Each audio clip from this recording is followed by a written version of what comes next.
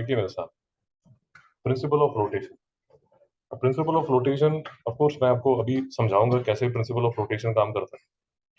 पहले हम बॉयंसी के फंडे काफी डिटेल में कर चुके हैं, तो हमें ज्यादा प्रॉब्लम नहीं आएगी। दूसरी हेल्प ये है कि ये जो क्वेश्चन नंबर 1 से लेके क्वेश्चन नंबर 8,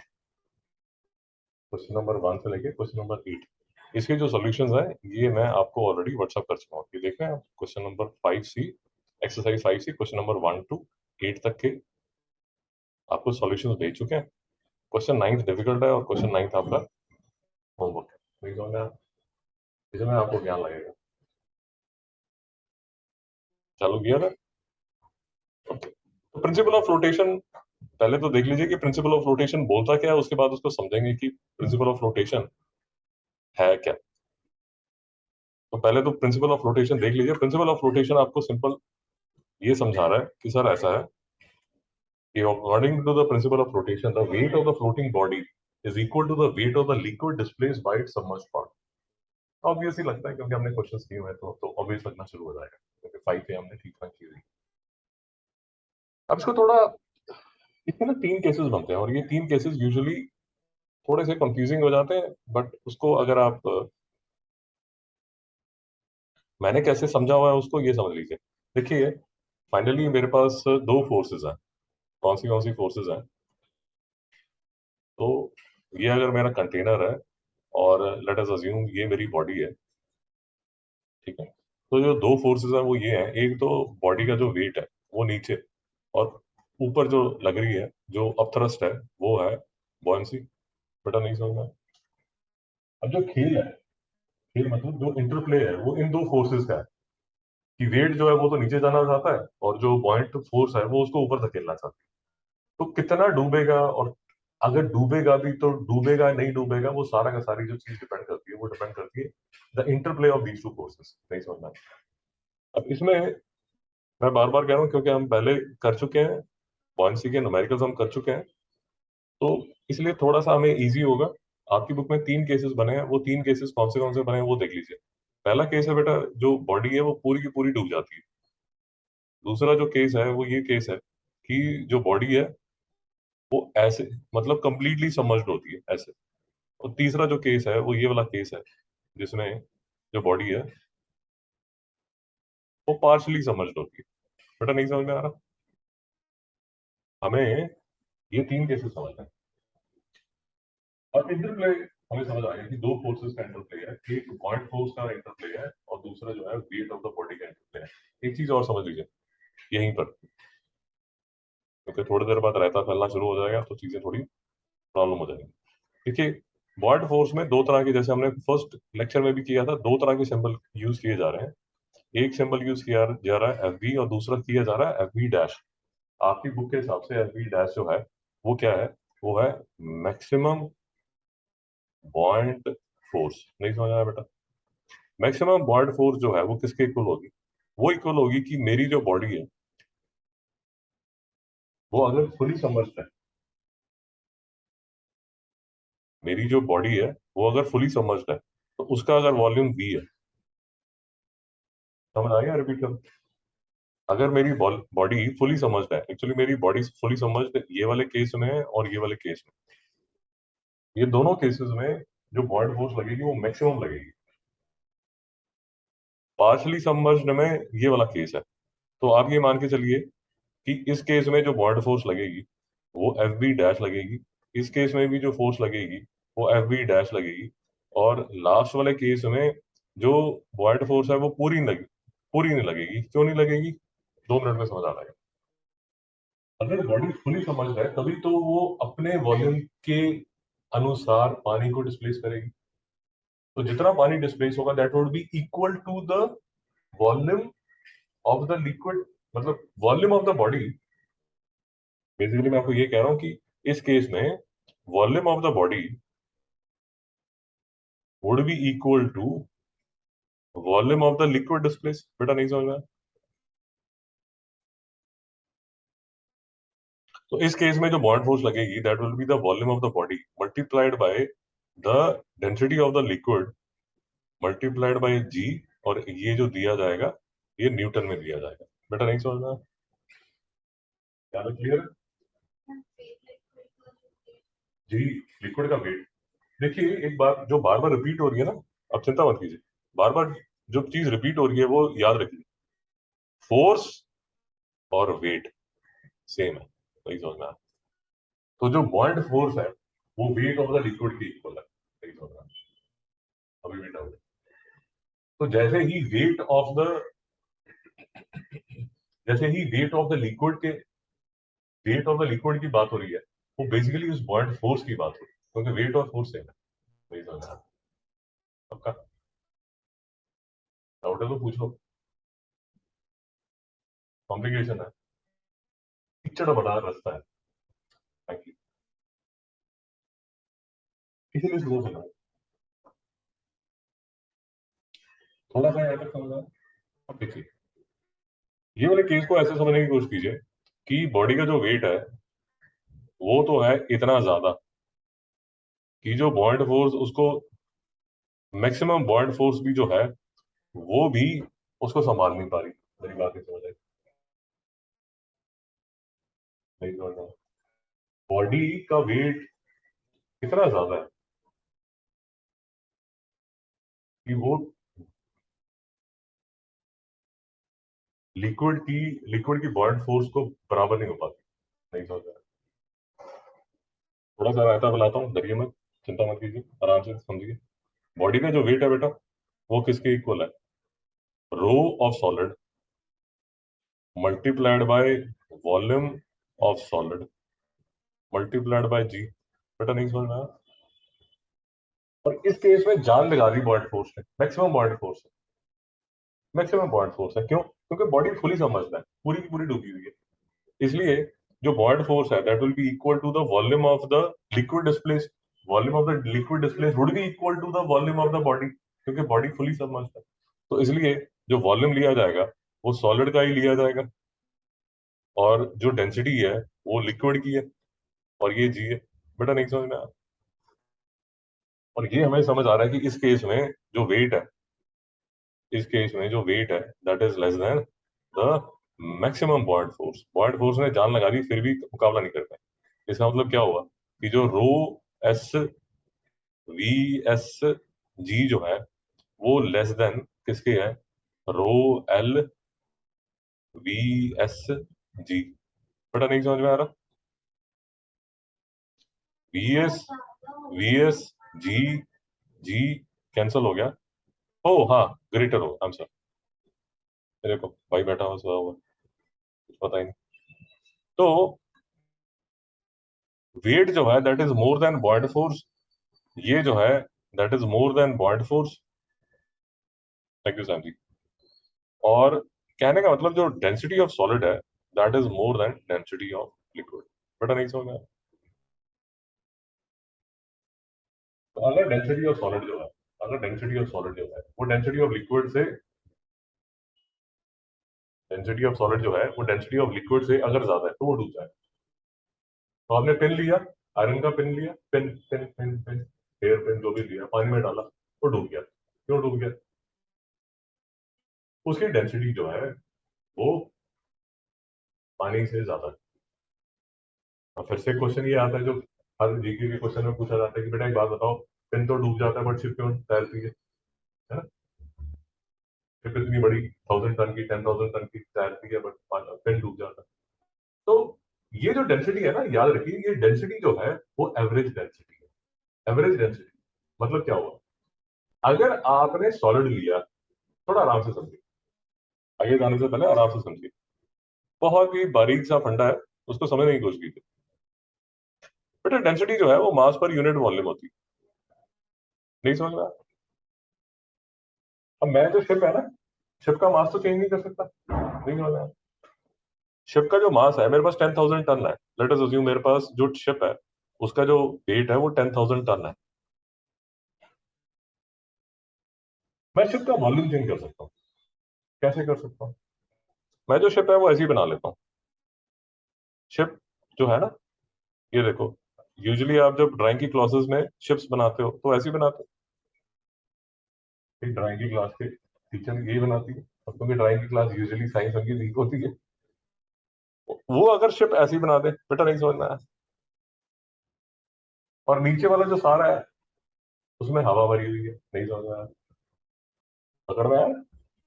तो डेंसिटी जो है वो किसके इक्वल होगी? मास तो सेम ही है, 10,000 टन, बट आपने जो वॉल्यूम है वो क्या कर दिया, इंक्रीज कर दिया, बेटा नहीं समझ में आया? अब कैसे डूबेगी? तो आपने क्या किया, जो उसकी एवरेज डेंसिटी है, बेटा नहीं समझ में आया, एवरेज डेंसिटी है उसको इंक्रीज कर दिया। क्योंकि आपने एवरेज डेंसिटी को इंक्रीज कर दिया, क्योंकि सॉलिड की एवरेज डेंसिटी को आपने इंक्रीज कर दिया, क्योंकि आपने, ठीक करोगे, weight is more than world force, density of solid is more than density of liquid. नहीं, डेंसिटी, हाँ आई एम सॉरी, डेंसिटी को क्या कर दिया आपने, वॉल्यूम, वॉल्यूम को जब आपने इंक्रीज किया, बेसिकली आपने डेंसिटी को क्या कर दिया, डिक्रीज कर दिया, आई एम सॉरी, डेंसिटी को क्या कर दिया आपने, एवरेज डेंसिटी को आपने क्या कर दिया, डिक्रीज कर दिया, नहीं समझ रहा? तो नहीं समझ रहा, फिर से बोलोगे, फिर से बोलो। ओके, ये आपने क्यूब लिया, ये ना आपने आयरन का क्यूब लिया, ये आपने आयरन का क्यूब लिया, इसका जो वेट है वो 1 kg है, और लेट अस अज्यूम कि इसका जो मास है वो 1 मीटर क्यूब है, यहाँ तक ठीक है? लेट अस अज्यूम, मैं भी ऐसे रफ फिगर लिया,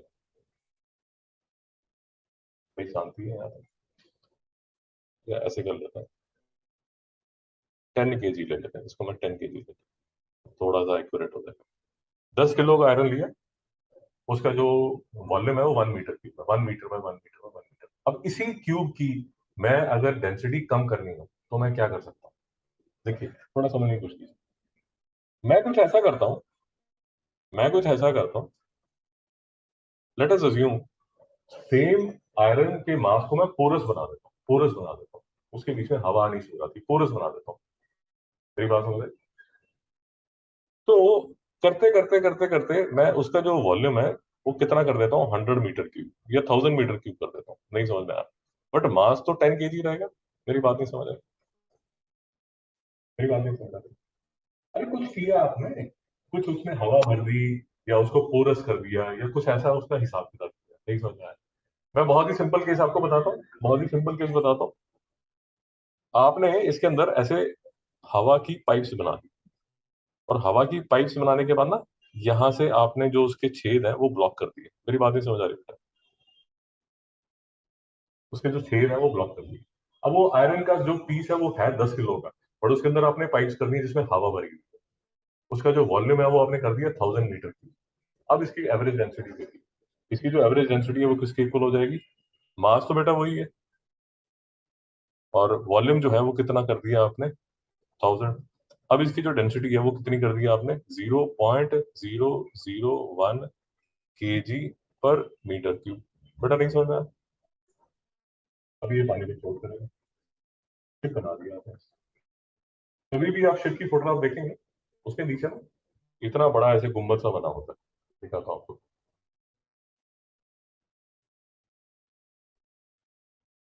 तो ये देख रहे हैं आप नीचे, ये what is a bulbous bow for, देख रहे हैं आप? समझ आया? ये जो है इसकी वजह से, ये देखिए उसका जो बेस है वो कितना बड़ा, आप बेसिकली जो एवरेज डेंसिटी है उसको क्या कर रहा है, कम कर रहा है, बेटा नहीं समझ में आया? खेल समझ आया नहीं यार? तो जो खेल है वो बेसिकली, वो ठीक है, वो डेंसिटी ऑफ सॉलिड और डेंसिटी ऑफ लिक्विड लिखा हुआ है, but it is actually the average density of the solid, average density, नहीं समझ में आया? तो इसीलिए अगर मैं आयरन लूं, जैसे, एक्चुअली मैं इजी, मुझे और इजी कर देना चाहिए था थोड़ा, ऐसे ही कॉम्प्लिकेट कर दिया। मैं ये जो है ना, इसका मैं क्या बना देता हूँ, इसका मैं ऐसे हॉलो बना देता हूँ, बेटा नहीं समझ में आया?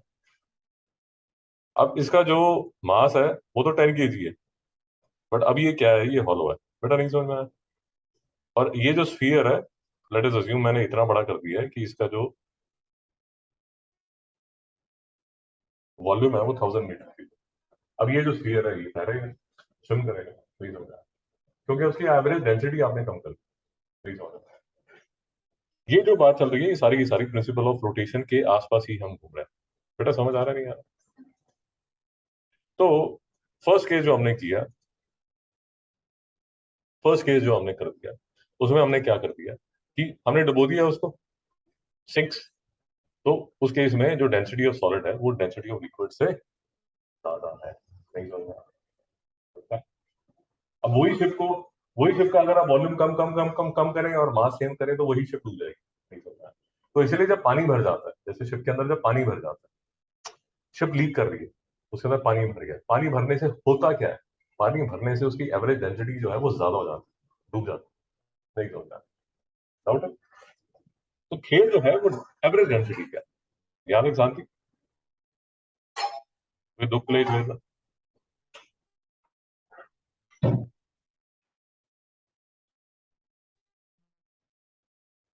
दूसरा केस देख लीजिए ना।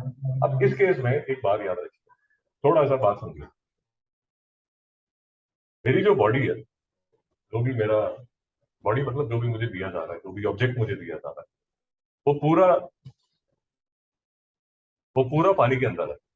जब वो पूरा पानी के अंदर है ना, थोड़ा समझिए, जब वो पूरा पानी के अंदर है तो उसका जो टोटल वॉल्यूम है, उस टोटल वॉल्यूम से जो पानी डिस्प्लेस हुआ और उस पानी का आपने वेट लिया, तो एग्जैक्टली इक्वल आ गया किसके? वेट ऑफ द ऑब्जेक्ट के। नहीं समझना है?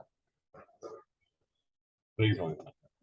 देखिए, देखिए ये वाला केस, इसमें पूरा जो ऑब्जेक्ट है वो अंदर जा चुका है, बट जैसे ही पूरा ऑब्जेक्ट अंदर गया तो वॉल्यूम ऑफ सॉलिड जो है उसने इतना ही पानी डिस्प्लेस कर दिया। बेटा नहीं समझता है?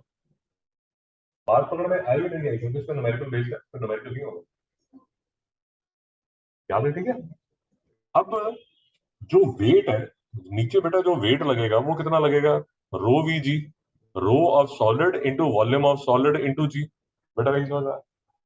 अब पानी डिस्प्लेस हो चुका है, जो पानी डिस्प्लेस हुआ है उसका जो वॉल्यूम है वो सॉलिड के वॉल्यूम के ही इक्वल है। और यहां पर क्या आएगा? Rho of liquid. और यहां पर क्या आएगा? जी।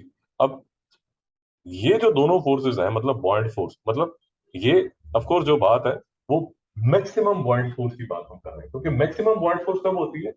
जब volume of the liquid displace is equal to the volume of the fully immersed solid। नहीं समझ रहा है? तो इस केस में दोनों फोर्सेस बराबर होगी बेटा। तो rho L V S G is equal to rho S V S G. तो फिर से कैंसिल करेंगे, V S G V S G V S G V S G cancel हो गया। और इस केस में अगर लिक्विड का अगर लिक्विड का डेंसिटी सॉलिड की डेंसिटी के इक्वल, वो फ्लोट करेंगे। नहीं समझा? अब आपने कोई भी ऑब्जेक्ट लिया, कोई भी ऑब्जेक्ट लिया उसकी डेंसिटी जो है वो 1 kg पर मीटर क्यूब के बराबर कर दी वाटर। और जो ऑब्जेक्ट लिया उसकी एवरेज डेंसिटी, मैं तो एवरेज डेंसिटी बोलना शुरू कर दिया। अगर आप एवरेज डेंसिटी उसकी 1 के आसपास कर देंगे तो वो मतलब पानी के अंदर रहेगा, पानी के अंदर रहेगा, पूरा पानी के अंदर रहेगा, बट डूबेगा नहीं। नहीं समझता? पकड़ लीजिए, इस पे एक न्यूमेरिकल देखना।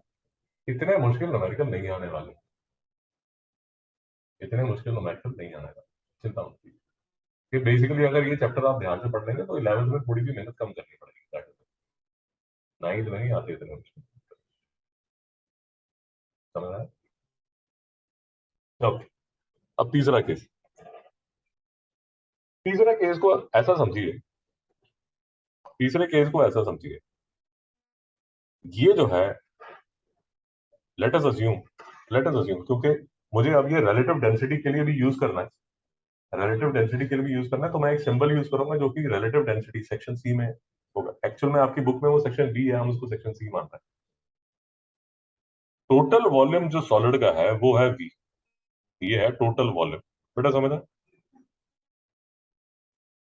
बट इमर्स्ड है, जो इमर्स्ड है, जो इमर्स्ड है वो किसके इक्वल है? जो इमर्स्ड है वो किसके इक्वल है? वो इक्वल है छोटे वी के। बेटा नहीं समझना है? बड़ा वी बड़ा वी सॉलिड का टोटल वॉल्यूम है, और छोटा वी सॉलिड का वो पार्ट है जो कि पानी के अंदर गया है। नहीं समझा? हाँ जी। इस केस में बेटा क्या होता है कि जो पानी डिस्प्लेस होगा वो पानी तो ये वाला डिस्प्लेस होगा, जो पानी डिस्प्लेस होगा या लिक्विड डिस्प्लेस होगा वो तो उतने ही लिक्विड डिस्प्लेस होता है या उतना ही पानी डिस्प्लेस होता है जितना कि सॉलिड उसके अंदर डूबा। तो of the weight of the liquid displaced, अगर आप बात पकड़ में आ रही है, तो वो होगा वी रो ऑफ लिक्विड जी। बेटा नहीं समझ आया? फिर से बोलता हूँ, सॉलिड जो है वो पार्शियली इमर्स्ड है लिक्विड के अंदर। तो जो पानी डिस्प्लेस हुआ होगा या लिक्विड जो डिस्प्लेस हुआ होगा या जितनी हाइट रेज हुई होगी वो तो उतनी ही हुई होगी जितना सॉलिड उसके अंदर गया। तो सॉलिड जितना उसके अंदर गया है उसका जो वॉल्यूम है वो छोटा भी है। तो जो लिक्विड डिस्प्लेस हुआ, जो लिक्विड बाहर गया होगा वो भी छोटा भी होगा। तो weight of the liquid displace किसके इक्वल होगा? छोटा v into rho of liquid into g. नहीं समझ में आया? अब ये जो है ये है आपकी अपथ्रस्ट। नहीं समझ में आया? और ये जो अपथ्रस्ट है, ये जो अपथ्रस्ट है, ये थोड़ी सी जो अपथ्रस्ट है वो सॉलिड के टोटल वेट को मैनेज कर लेती है। नहीं समझ में आया? नहीं समझ में आया? सॉलिड जो है ना, सॉलिड जो है वो थोड़ा हल्का है। तो थोड़ा भी अगर वो सॉलिड सबमर्ज करता है तो जितनी वॉइड फोर्स जनरेट होती है, जितनी वॉइड फोर्स जनरेट होती है वो सारी की सारी, सुखी जी क्या बताइए? जो वॉइड फोर्स है, वॉइड फोर्स जो है, वॉइड फोर्स जो है, थोड़ी सी वॉइड फोर्स, देखिए मैं एफ बी लिख रहा हूँ, एफ बी डैश नहीं लिख रहा, थोड़ी सी वॉइड फोर्स जो है वो वेट ऑफ द सॉलिड को बैलेंस कर लेती है। नहीं समझता? थोड़ा सा दिमाग में घंटी बजनी शुरू होगी कि इस केस में जो एवरेज डेंसिटी, हम ऑलरेडी डिस्कस कर चुके हैं, इस केस में average density of the solid जो है that would be less than the density of the liquid. इसी इसी केस में ऐसा केस बनता है। नहीं समझ में आया? तो थोड़ा सा आपने थोड़ी सी बॉइंट फोर्स जो है that is equal, that balances the weight of the solid. नहीं समझ में आया? तो इस केस में जो छोटा volume density of liquid into G would be equal to weight, तो वो पूरा वॉल्यूम ही होगा वो capital V rho solid into G. बेटा नहीं समझ में आया? चीजें डिफिकल्ट है, चीजें डिफिकल्ट है। तो you need to be patient with yourself. Is equal to V rho S. नहीं समझ में आया? भाई पूछ रहा है, पूछ लो। पक्का? शांति है।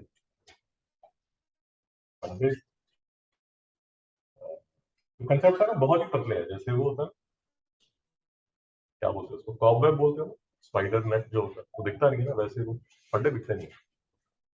तो एकदम महीन से फंडे हैं, बहुत पतले फंडे हैं। यहाँ से क्लियर है? अगर यहाँ तक क्लियर है तो एक रिलेशन में यही डेवलप कर देता हूँ। आपको नेक्स्ट टाइम भी डिस्कस करूंगा, रोने धोने की जरूरत नहीं है, बट एक रिलेशन में यही डेवलप कर देता हूँ क्योंकि ये रिलेशन मुझे एनीवेज रिलेटिव डेंसिटी के मुझे लिए यूज करना है। सो वी छोटा वी अपॉन बड़ा V is equal to rho solid upon rho liquid. इसका मतलब क्या हुआ बेटा? इसका मतलब ये हुआ कि अगर, ध्यान से समझिए, आपने सॉलिड का पीस लिया, क्यूब वैसे तो क्यूब, आप समझ, लकड़ी का एक लकड़ी लकड़ी का लीजिए, लकड़ी का एक क्यूब का पीस लिया, क्यूबॉइड लिया, उस क्यूबॉइड को आपने पानी में डाला। जब आपने पानी में डाला तो आपको पता है वो पूरा तो गिरेगा नहीं, पूरा तो पानी के अंदर जाएगा नहीं, थोड़ा तो जाएगा। नहीं समझ रहा? अब वो जितना जाएगा, जितना पानी के अंदर जाएगा, बेसिकली जितना पानी के अंदर जाएगा डिवाइडेड बाय जितनी उसकी टोटल हाइट है। मेरी बात नहीं समझ आ रही? इतना पानी के अंदर जाएगा, इतनी उसकी टोटल हाइट है। दोनों को यूज करके आप डेंसिटी ऑफ द सॉलिड निकाल सकते हैं। कैसे निकाल सकते हैं वो नेक्स्ट टाइम करेंगे, चिंता मत कीजिए, बट नेक्स्ट लेक्चर स्टार्ट यहीं से करेंगे, ठीक है? अब before we end the lecture 2 minute लगा के ये देख लीजिए कि रिलेशन जो बनते हैं क्या है। ये जो हमने यहाँ से सारा डिस्कस किया, फर्स्ट केस में वेट ज्यादा है, मैक्सिमम बॉयड फोर्स है, क्योंकि वेट मैक्सिमम बॉयड फोर्स से ज्यादा तो डूब ही जाएगा ना, क्योंकि बॉयड फोर्स सपोर्ट ही नहीं कर पा रही। इस केस में जो डेंसिटी का रिलेशन है, वो डेंसिटी ऑफ सॉलिड जो है वो लिक्विड से ज्यादा होती है। दूसरे केस में जो मैक्सिमम बॉयड फोर्स है जो जनरेट होती है, वो वेट को इक्वल कर देती है। तो इस केस में दोनों की जो डेंसिटी है वो बराबर होती है। और तीसरे केस में जो थोड़ी बॉयड फोर्स भी वेट को बैलेंस कर देती है, थोड़ी सी बॉयड फोर्स भी वेट को बैलेंस कर देती है, इसलिए जो पानी है वो, इसलिए जो सॉलिड है वो पार्शियली सबमर्ज्ड रहता है। नहीं समझ आ रहा? और इस केस में जो डेंसिटी है, डेंसिटी जो सॉलिड की है, एवरेज डेंसिटी जो सॉलिड की है वो लिक्विड से कम होती है। यही जो केस है वो शिप वाला केस है। नहीं समझ रहा है? तो इतनी ज्यादा फालतू बकवास के बाद ये देखिए, ये रिलेशन हमने, ये v by V is equal to rho S by rho S, ये वाला रिलेशन हमने अभी डिराइव किया, और इसी रिलेशन को लेके हम रिलेटिव डेंसिटी वाला फंडा करेंगे। चिंता मत कीजिए, बट ज्ञान आपको तब समझ आएगा, ये सारा ज्ञान नेक्स्ट टाइम आपको तब समझ आएगा अगर ये क्वेश्चन करने की ट्राई करेंगे। क्वेश्चन नंबर 1 से लेके क्वेश्चन नंबर 8, सब में जो फॉर्मूला यूज होगा,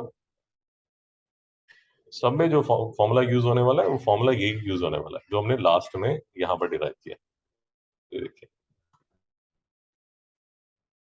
कि अगर पार्शली सबमर्ज्ड सॉलिड है तो छोटा वी क्या है? Volume of the solid which is submerged. Capital V क्या है? Total volume of the solid. Rho S क्या है? Density of the solid. और रो एल क्या है? Density of the liquid. सही समझ रहा है? इसी रिलेशन पे बेस्ड आपको ये न्यूमेरिकल्स मिलेंगे 1 से लेके 8 तक। इसके जो सॉल्यूशंस हैं वो आपको ये देखिए यहाँ पर भेजे जा सकते हैं। 5C question number 1, 2, 3, 4, 5, 6, 7, 8। समझ आया भाई? 9 लड़के से भी नहीं हुआ, आप देखिए शायद आंसर उसने तो किया नहीं, उसने छोड़ दी। मैडम साथ थी। तो नेक्स्ट टाइम आएंगे तो नेक्स्ट टाइम जब हम साइंस करेंगे, नेक्स्ट लेक्चर में साइंस करेंगे, तो ये जो छोटा सा हमारा टॉपिक बचा हुआ है ये वाला, ये देखिए, ये रिलेटिव डेंसिटी। अब ये रिलेटिव डेंसिटी में भी आप देखेंगे, अगर वो रेशियो ऑफ द डेंसिटीज लेके कुछ काम धाम हो रहा है, तो चिंता मत कीजिए, वो नेक्स्ट लेक्चर में ही करेंगे। शांति। ओके।